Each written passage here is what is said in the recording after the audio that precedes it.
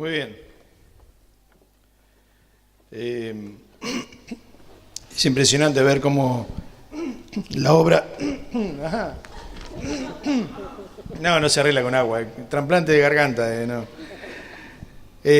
Cómo la obra es del Señor, ¿no es cierto? No hay mucha explicación de que la alfalfa crezca un año después de haber sido sembrada, ¿no? Más que el Señor esté poniendo su mano y sus tiempos allí. Ya se habló bastante de anoche, fue muy bueno ver la iglesia del Señor compartiendo. Hoy está José, ¿no? Su familia con nosotros, bienvenidos. Con Ramona, ¿viene a ser tu mamá? Claro, tu mamá. Muy bien, bienvenido. Ramona, bienvenida, no, porque ella nos da la bienvenida a nosotros. Muy bien. Estaba pensando en cuanto a qué es seguir al Señor, qué es seguir a Cristo.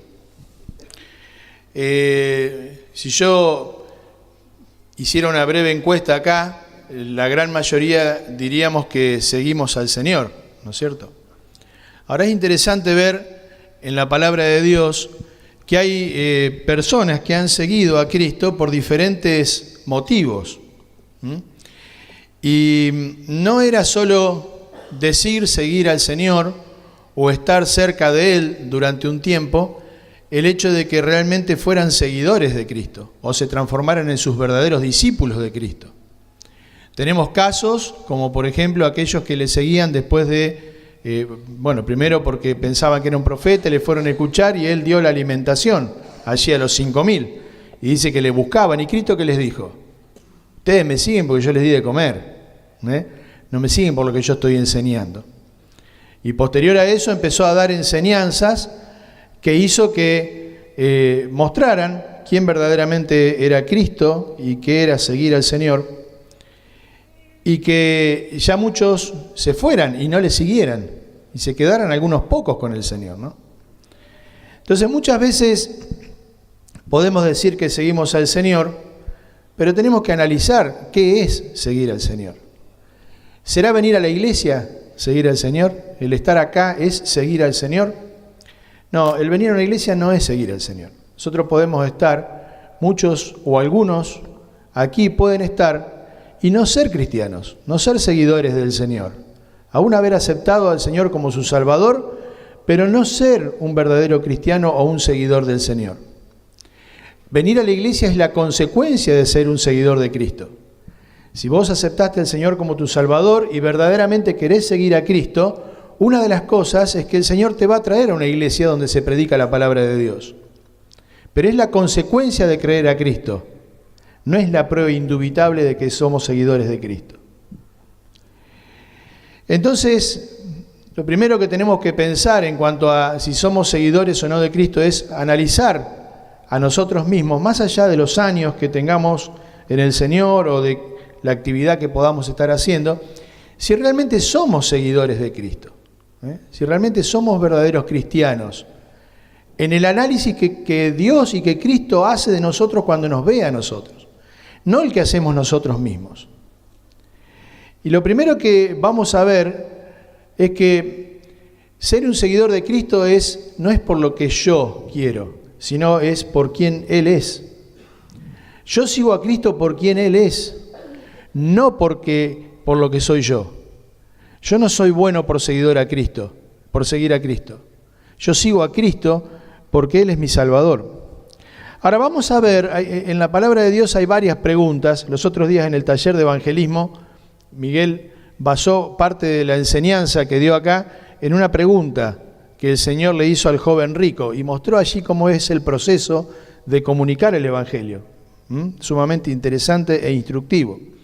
Pero hoy vamos a ver tres preguntas, de algunas de las cuales, dentro de las tantas que el Señor ha hecho a las personas, que les fue haciendo pensar qué era lo que verdaderamente eran ellos. Y esas tres preguntas las vamos a ver hoy en las Escrituras, y van a ser preguntas que nos vamos a hacer a nosotros mismos, como si el Señor nos la hiciera a nosotros, ¿no? En primer lugar vamos a ver en Juan, capítulo 6, versículos 57 al 69, cuando allí el Señor se va a encontrar con un grupo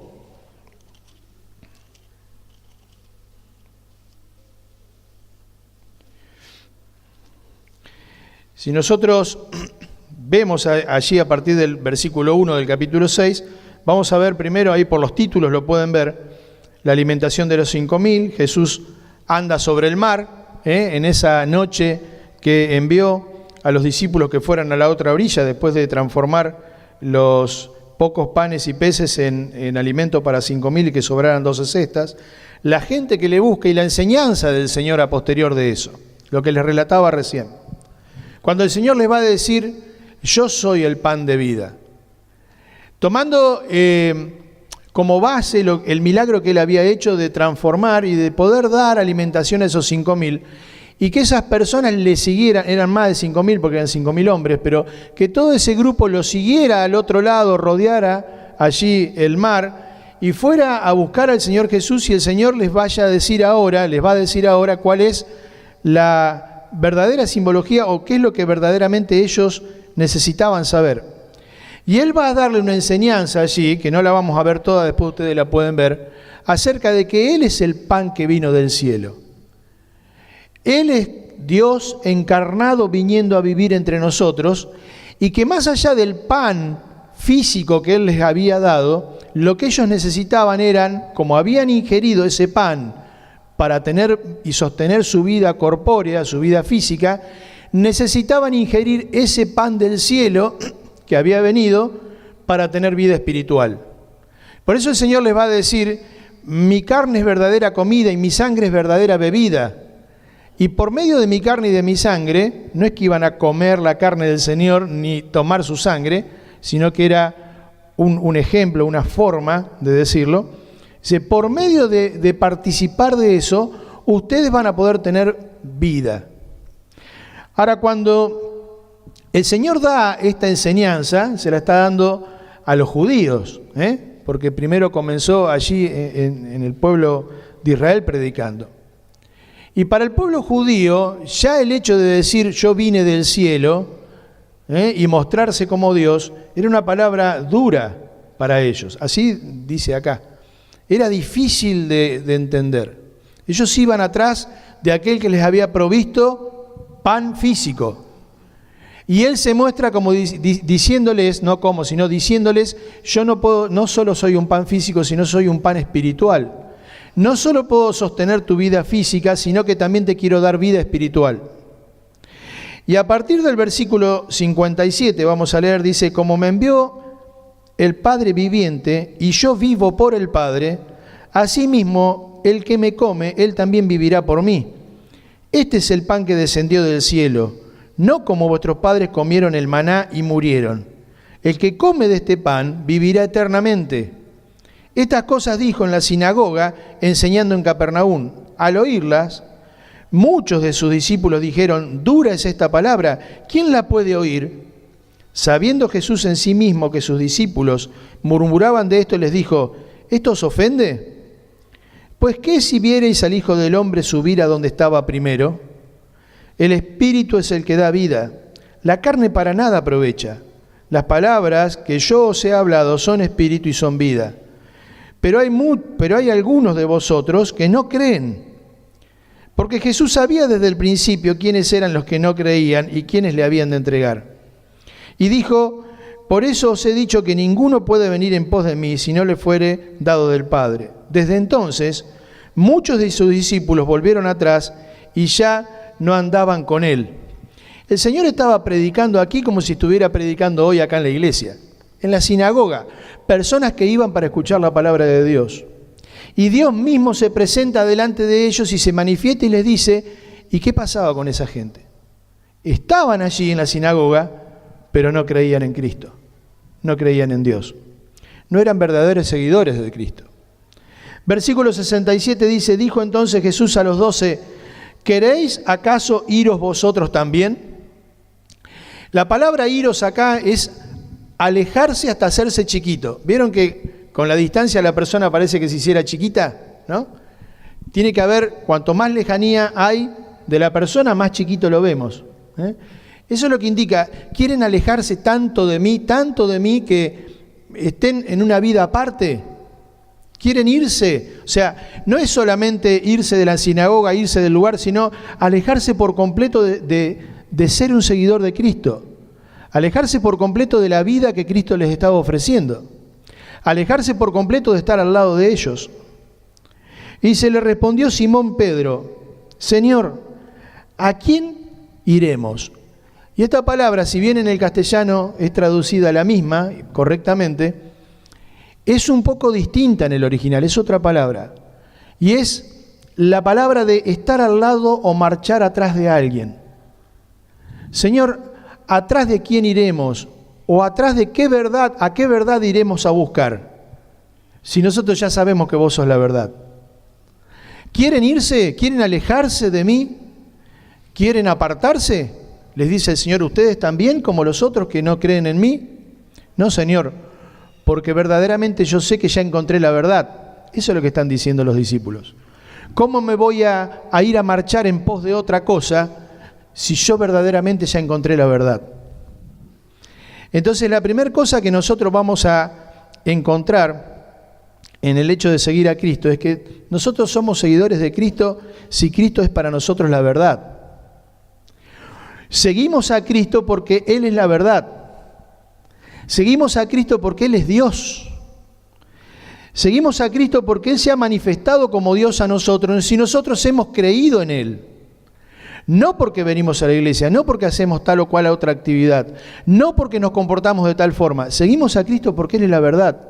Y porque estamos convencidos, sabemos fehacientemente que no hay otro lugar. No necesito seguir buscando la verdad porque la encontré. No necesito ir a buscar un Salvador porque lo tengo. Seguimos a Cristo porque Él es la verdad. La pregunta que el Señor le hizo aquí a los discípulos, a los que le rodeaban, era: ¿queréis iros vosotros también? Muchos ya se habían ido. Ahora, fíjense qué interesante, ¿no es cierto? La iglesia del Señor en San Miguel del Monte tiene ya 36 años, casi 37 años. Muchas personas han pasado por este lugar y muchos se han ido. Algunos se han ido por vivir en otros lados, pero no estoy hablando de eso. Personas que dijeron aceptar al Señor. Es más, personas que en algún momento fueron las estrellas, que mirá, qué bueno fulano, mirá cómo anda, bien. Y hoy, que nos conocemos todos, vos lo ves, tiene nada que ver con el cristianismo. Nada que ver. A tal punto que es mejor que no digan nunca que aceptaron alguna vez al Señor, porque son un mal testimonio para el Evangelio. Muchos le siguieron, dijeron seguirle al Señor, pero ¿cuántos quedaron con el Señor? 12. Y de esos 12 encima uno que le iba a entregar, que estaba allí, el hijo de perdición, que después fue reemplazado. Muchos le siguieron, pocos quedaron con él. ¿Queréis ir vosotros también? Lamentablemente, ojalá no suceda y la estadística se quiebre entre nosotros, pero lamentablemente quizás algunos de los que están acá hoy estén de paso. Quizás haga varios años que estamos acá. Y quizás lamentablemente dentro de unos años lo veamos caminar por la calle y digamos: una vez iba a la iglesia. Si verdaderamente creemos en el Señor, nos quedamos siguiendo al Señor porque Él es la verdad. Pero el Señor te pregunta: ¿querés irte? Porque si no creemos en el Señor, ¿por qué el Señor los invita a irse? Porque si no creen en mí, les está diciendo el Señor, no tiene sentido que pierdan el tiempo acá. ¿Querés irte? ¿No crees? ¿Sos de los que no creen? Andá hasta que creas. Porque seguimos al Señor porque Él es la verdad. Mateo capítulo 16.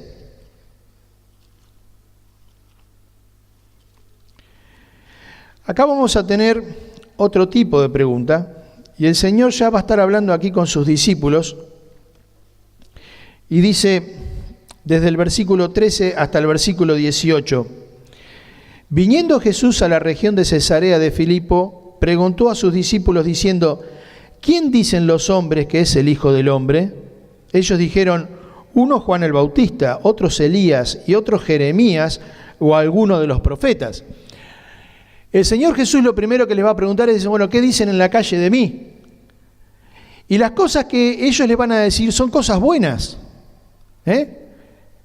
Hombres sumamente reconocidos, profetas de Dios que habían traído la palabra de Dios y que habían demostrado seguir al Señor hasta los últimos días y aún perdiendo su vida. Juan el Bautista decapitado por el nombre del Señor. Elías transportado por el Señor sin ver la muerte. Jeremías tirado allí en un foso. O alguno de los tantos profetas que siguieron al Señor. Pareciera ser algo bueno lo que dicen en la calle de Él. Pero ahora el Señor quiere saber, dice versículo 15, y les dijo, ¿y vosotros? ¿Quién decís que soy yo? En la calle dicen esas cosas buenas, pero no son suficientes, porque Cristo no era un profeta. Cristo era Dios mismo. En otro tiempo Dios había hablado por los profetas, pero ahora estaba hablando por el Hijo. Y estaba allí el mismo Dios en presencia de ellos. Y para vosotros, ¿quién soy yo? Porque esta pregunta no es solamente qué dicen ustedes, qué hablan entre ustedes, es en tu corazón, adentro de tu corazón, ¿quién es Dios para vos? Cristo te mira y te dice, ¿y para vos quién soy yo? Muchas personas vinieron anoche, ¿no es cierto? Y les compartimos quién quiere ser Dios para sus vidas. Y nosotros salimos y hablamos entre nosotros y nos gozamos, y hay una parte emocional que uno ve la mano de Dios y se emociona. Hay una parte objetiva, ¿no es cierto?, que uno ve y cosas para regocijarse de que han sido bien hechas. Pero más allá de todo lo que podemos hacer y de quién somos, el Señor te mira y te dice, ¿y yo para vos quién soy? ¿Quién soy yo realmente para vos? Y esa es la segunda pregunta que nos tenemos que hacer. El Señor mirándonos a nosotros, y más allá de lo que decimos ser, o de lo que nos convencemos de lo que somos a veces. Porque tenemos una capacidad en nuestra mente de convencernos a nosotros mismos de que andamos bien cuando no andamos a veces. De convencernos a nosotros mismos que estamos preparados para hacer esto, de que somos esto, que somos lo otro. Pero cuando el Señor te mira a los ojos, como los miró aquí a los discípulos, y les preguntó, ¿y para vos quién soy yo? Ahí ya no vale nada más de lo que nosotros pensamos. Ahí ya no podemos decirle al Señor ninguna cosa que no sea la verdad, porque Él examina nuestro corazón, nuestros profundos pensamientos. Dios no va mirando lo que decimos o lo que hacemos. Dios mira en lo más íntimo de nuestro corazón, aún donde nosotros no llegamos a veces, si no es por la palabra de Dios. Y aquí está la confesión de Pedro, y dice, respondiendo Simón Pedro, dijo, tú eres el Cristo, el Hijo del Dios viviente. Tú eres el Cristo, el Hijo del Dios viviente. Tú eres mi Salvador, estaba diciendo. Tú eres Dios que vino a salvarme. Y cuando Él está diciendo eso es, vos sos todo para mí. Cuando una persona se está ahogando en el mar o en cualquier agua y vos le tirás un salvavidas, ese salvavidas es todo para él. No está pensando si se le mojó el celular, si se le cayó el pantalón, si alguien lo está mirando. A ver, me voy a agarrar bien para que vean que me agarro estéticamente bien. Ese salvavidas es todo. Lo único que quiere hacer es abrazarlo para que lo salve de la muerte. Cuando Cristo es nuestro Salvador, Él es todo para nosotros. Ya no nos importa más nada. Tú eres el Cristo. ¿Quién es para vos? Señor, vos sos mi Salvador. Vos sos Dios que vino a salvarme.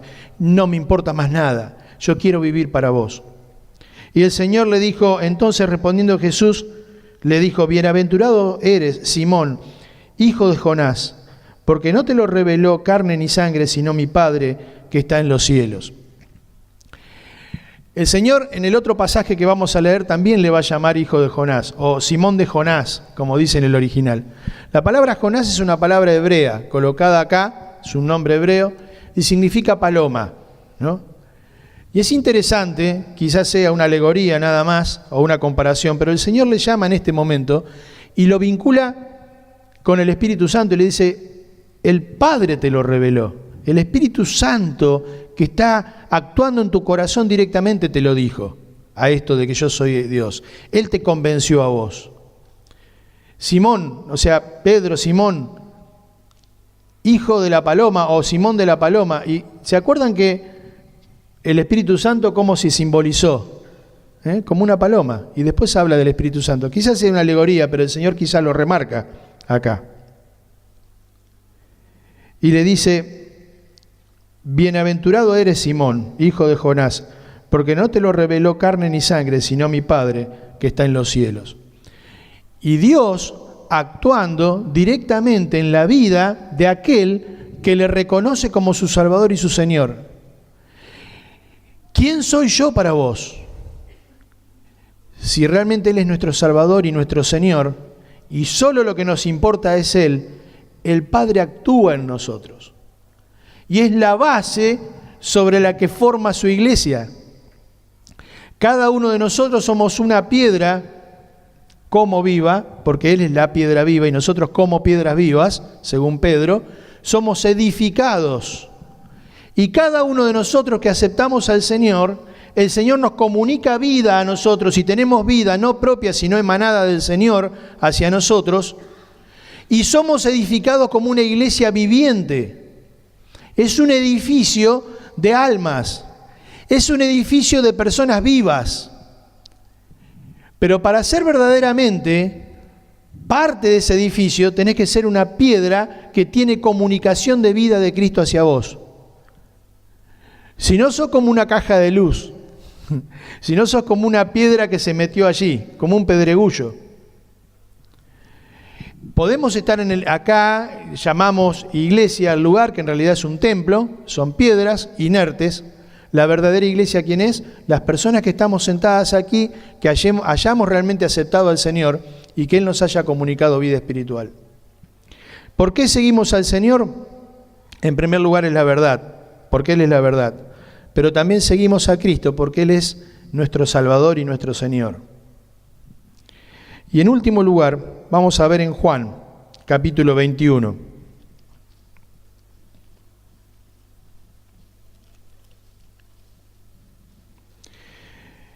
Cuando el Señor es encarcelado y está allí siendo juzgado de una manera injusta,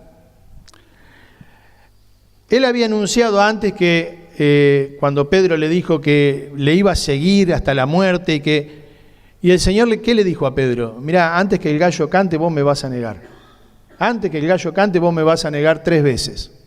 ¿Y qué pasó? Le negó, ¿no es cierto? Estando allí muy cerquita del Señor. El patio donde estaba Él, si nosotros pudiéramos imaginarnos cómo eran las casas de los hebreos en ese momento, las casas más básicas tenían una sola habitación, que era la gran mayoría. Pero cuando iban teniendo más familia o cuando podían tener más dinero, construían otra habitación. Y luego iban construyendo como en U. Y en el medio quedaba como un patio abierto. Es como si fueran las casas de campo que tenían una galería, nada más que en U. ¿No es cierto? Un fondo así. Y el Señor estaba siendo juzgado allí adentro, pero es como si fuera juzgado más allá, donde terminan las butacas, donde está el sonido, o quizás hasta la puerta, y Pedro estuviera acá en el fuego. Y había comunicación visual y aún hasta auditiva podía haber. Y el Señor le mira allí a Pedro después de que lo negó y dice que Pedro sale corriendo y llora amargamente porque había negado al Señor. Y cuando el Señor resucita, le dice: vayan y díganle a los discípulos y a Pedro que voy. La atención particular del Señor Jesús en la restauración de Pedro.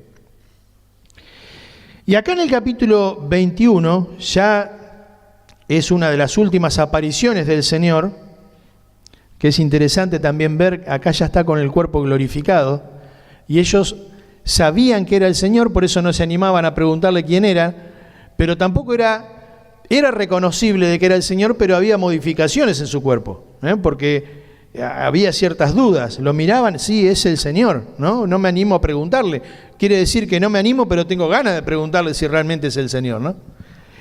Y el Señor acá va a hablar y le va a decir, va a hablar con Pedro ahora especialmente, y le va a dar el mandato, dice capítulo 21, versículo 15, Cuando hubieron comido, Jesús dijo a Simón: Simón, hijo de Jonás, ¿me amas más que estos? Le respondió: sí, Señor, tú sabes que te amo. Y él le dijo: apacienta mis corderos. Volvió a decirle la segunda vez: Simón, hijo de Jonás, ¿me amas? Pedro le respondió: sí, Señor, tú sabes que te amo. Le dijo: pastorea mis ovejas. Le dijo la tercera vez: Simón, hijo de Jonás, ¿me amas? Pedro se entristeció de que le dijese la tercera vez: ¿me amas? Y le respondió: Señor, tú lo sabes todo, tú sabes que te amo. Y Jesús le dijo: apacienta mis ovejas. De cierto te digo, cuando eras más joven, te ceñías e ibas a donde querías. Mas cuando ya seas viejo, extenderás tus manos y te ceñirá otro y te llevará a donde no quieras. Esto dijo, dando a entender con qué muerte había de glorificar. Y dicho esto añadió: sígueme. Lo que sigue a posterior de eso es que iba Juan siguiéndoles atrás y Pedro se da vuelta y le dice: ¿y este? ¿Qué de este? Bueno, no importa este.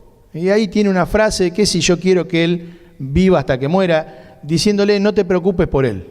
No diciéndole que no iba a morir, sino diciéndole que no se preocupe por él. Mucho se habló de este pasaje de me amas, ¿no?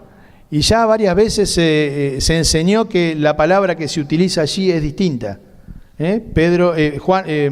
Cristo le pregunta: ¿me amas? Y la palabra allí que usa Cristo es: ¿me amás con una entrega total?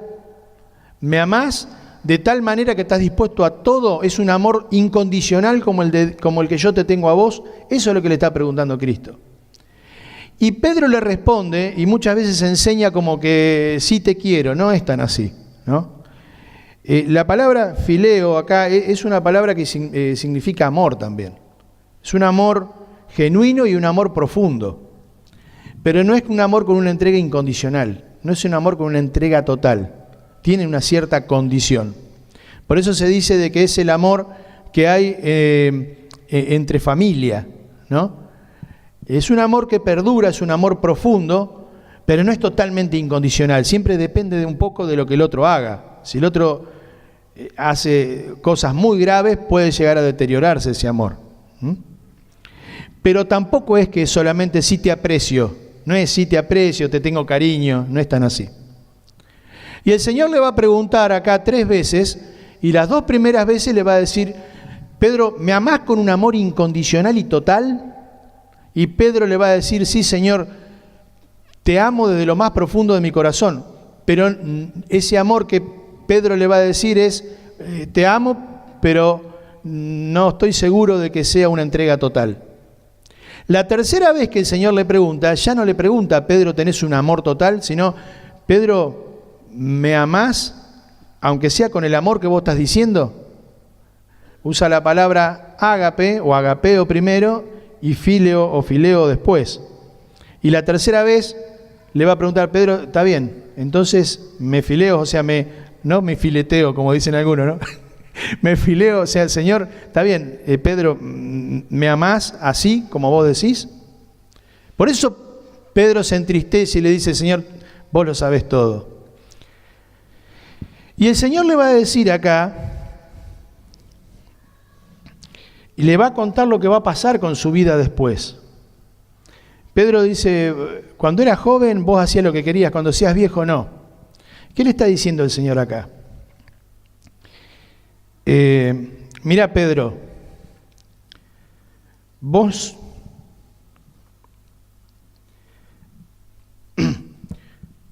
versículo 18. Quizás vos no estés seguro de lo que vas a hacer. Eso es lo que le está diciendo el Señor. Pero yo sí sé lo que vos vas a hacer.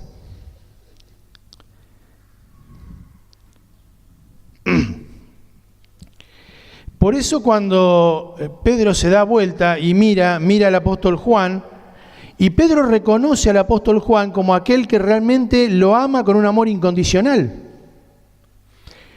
Juan fue quien estuvo allí a los pies de la cruz, Pedro no estuvo. Juan fue quien se hizo cargo de la madre de Jesús, no Pedro. Y Pedro se da vuelta Que está bravo hoy, ¿eh? Pedro se da vuelta y lo mira a Juan, y no es que le está diciendo, bueno, ¿y este qué? O que me está molestando, no. Está reconociendo y diciendo, si yo que no sé, que te fallé,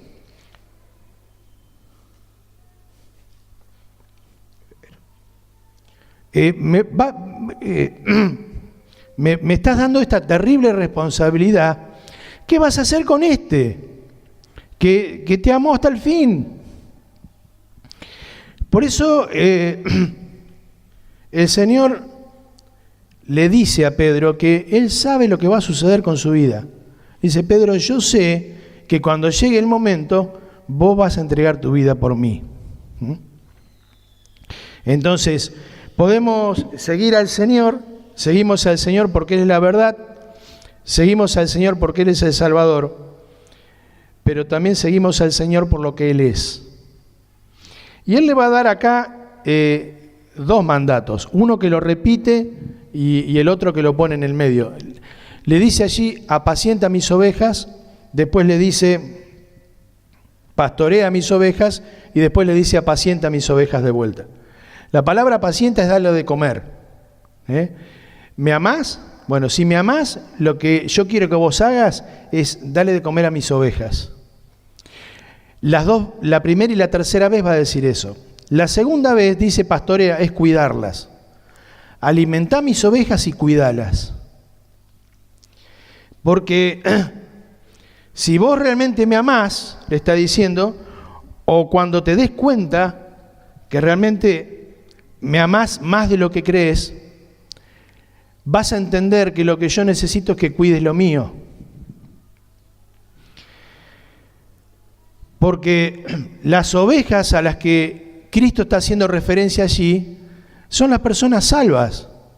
Y son las personas que en ese momento le habían aceptado, las personas que le iban a aceptar, y las que, como dice en Juan 17, las que van a creer por medio de estas, que somos nosotros. Entonces seguimos al Señor por quien Él es. Porque Él es quien entregó la vida por las ovejas. Y la demostración, o no sería la demostración, sino que sería la consecuencia ineludible, la consecuencia inevitable del amor al Señor, es alimentar y cuidar las ovejas del Señor. No es ser anciano de la iglesia. El anciano o el diácono, que nosotros no tenemos todavía diáconos, son oficios de administración dentro de la iglesia. El pastoreo tiene que ver con dones por un lugar y con responsabilidades del cristiano por otro. No tiene nada que ver con el oficio. Los ancianos deben pastorear, pero no son a los únicos que se les reclama eso de parte del Señor. Se nos reclama a todos. De la misma manera que cuando una persona tiene un don de evangelismo, él es quien debe predicar, pero todos los que no tenemos don de evangelismo también debemos hacerlo. Todos nosotros somos responsables de alimentar a nuestro hermano y de cuidar a nuestro hermano. ¿De dónde viene eso? Del amor que le tenemos al Señor. Quiere decir, por transición o por regla de tres simple, como lo quieras ver, que si vos no cuidás a tu hermano y no alimentás a tu hermano, no amás al Señor. Porque es la consecuencia inevitable. ¿Pedro, me amas? Sí. Entonces, alimentá mis ovejas. ¿Pedro, me amas? Sí. Cuidá mis ovejas. ¿Pedro, me amas aunque sea menos de lo que yo merezco? Sí, Pedro. Sí, Señor. Bueno, igual dale de comer a mis ovejas. ¿Seremos verdaderos seguidores nosotros de Cristo? La primera pregunta es, ¿queréis iros acaso vosotros también? Ojalá nadie responda que sí se vaya, porque nosotros hemos hallado la verdad y seguimos a Cristo, que es la verdad. En segundo lugar, ¿y ustedes? ¿Y para vos? ¿Quién soy yo?, dice el Señor. Es una de las preguntas más importantes que el Señor nos hace a nosotros, ¿no? Y que no tenemos que hacer. ¿Quién es verdaderamente Cristo para vos? Más allá de los años que haga que aceptaste al Señor, o de los años, o de los estudios, o de los ministerios, más allá de todo eso, ¿quién es verdaderamente Cristo para vos? ¿Y ustedes quién dicen que soy yo? Pero en tercer lugar, ¿me amas? ¿Me amas? Si somos seguidores de Dios, de Cristo, le seguimos porque Él es la verdad, le seguimos porque Él es nuestro Salvador, pero le seguimos por quién es Él, porque Él es el Señor, y no hay otra cosa a quien seguir. La canción que estábamos cantando de Gracia Sublime acá, decía, creo que la última estrofa, y cuando por siglos mil en Sión, yo no me acuerdo bien la letra, ¿no? Cuando en Sión por siglos mil estaremos allí, y eso hace referencia a que en el momento de vida que nosotros estamos es el comienzo de todo, es un breve lapso de tiempo, muy corto el que estamos en esta tierra, para luego estar una eternidad. Ahora, lo que nosotros hagamos ahora acá es lo que vamos a arrastrar a la eternidad. Si nosotros servimos y amamos al Señor ahora, el Señor nos va a recompensar en el tribunal de Cristo y nos va a dar coronas que vamos a tener por la eternidad para echar a los pies de Cristo cada vez que nos inclinemos para adorarle. Pero si no hacemos nada y no le amamos al Señor por la eternidad, si realmente hemos sido salvos, aunque así como por fuego, vas a ser salvo aunque no le sirvas al Señor. Si realmente te has reconocido pecador, te has arrepentido de tu pecado y has entendido que el pecado que te separaba de Dios, no había forma que nosotros lo pudiéramos sacar si no es permitiéndole a Cristo que con su sangre me limpie. Nada que yo pueda hacer, sino aceptar a Cristo como mi Salvador. Si eso sucedió, aunque no hagas nada, vas al cielo. Pero por la eternidad, un concepto que nosotros no logramos terminar de entender lo que es la eternidad, un sinfín de tiempo. Cada vez que nos echemos a adorar al Señor, no vamos a tener nada en las manos para ofrecerle. Y si bien va a ser una alegría y un gozo estar frente al Señor, vamos a lamentarnos por siempre de no haber hecho las cosas que teníamos que hacer en el breve lapso de tiempo que tuvimos al principio. Porque cuando estemos en la eternidad vamos a mirar nuestra vida en la tierra y nos vamos a dar cuenta que un breve lapso de tiempo que tuvimos al principio de nuestra vida, 70, 80, 90 años, los que sean, un breve lapso de tiempo a la luz de la eternidad. Ojalá seamos verdaderos seguidores de Cristo y si no, que nos convirtamos en tales, ¿no? Porque Él es la verdad, porque Él es nuestro Salvador y porque Él es el Señor. Vamos a orar para terminar en esta noche. Juancho, ¿querés pasar para orar?